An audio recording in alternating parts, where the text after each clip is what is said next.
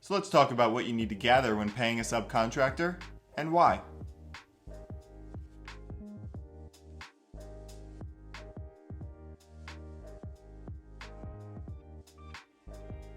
But before you pay any independent or subcontractor for any work that they did for you, you need to collect just a few pieces of information to make your future life easier. The main IRS requirement that you have in order to be able to deduct those payments as business expenses is to issue each subcontractor that you paid more than $600 in a calendar year a 1099 NEC. Now this tells the IRS how much that person was paid by you, and it ensures that they claim that income on their tax return. Issuing the 1099 NEC also allows you to reduce your business taxable income by the amount of those payments. Those 1099s are what you'll have to show the IRS auditor in the event of an audit. But how do you know who to issue the 1099 to?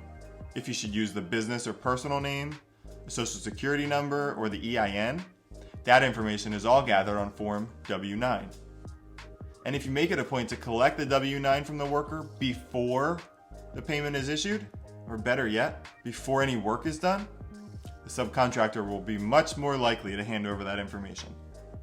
I've been in charge of our firm's 1099s for years now, and let me tell you how often I hear, "I reached out to that contractor, but he's not answering my request for a W-9, so I don't even know who to issue it to, and I don't actually know his last name." 1099 NECs are due to be filed by January 31st, and it's all too common to be scrambling trying to get contractors' information from people that did work for you 9 months ago. This is a ridiculously stressful scenario for business owners to be at the mercy of other people to give them their information. The reason you're not getting responses is that they think that if they don't respond to you, the IRS won't know that they received money and therefore they won't have to claim it as income. This isn't true at all, by the way. Everyone is supposed to claim all business income that they receive regardless of whether a 1099 was issued or not. But because you won't be able to prove the expense with the 1099, you shouldn't take the expense on your tax return. So take the power back.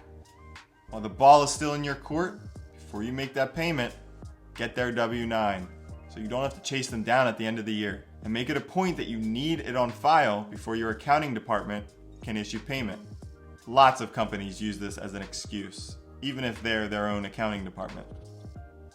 And once you have the W-9, get a new one from each subcontractor every other year or so because people's business structures change, addresses change, names change, etc.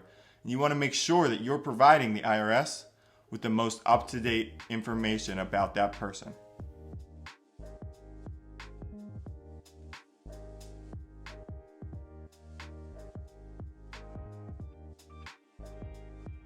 If you found this video helpful, we're real accountants and CPAs who work with hundreds of small business owners just like you every day.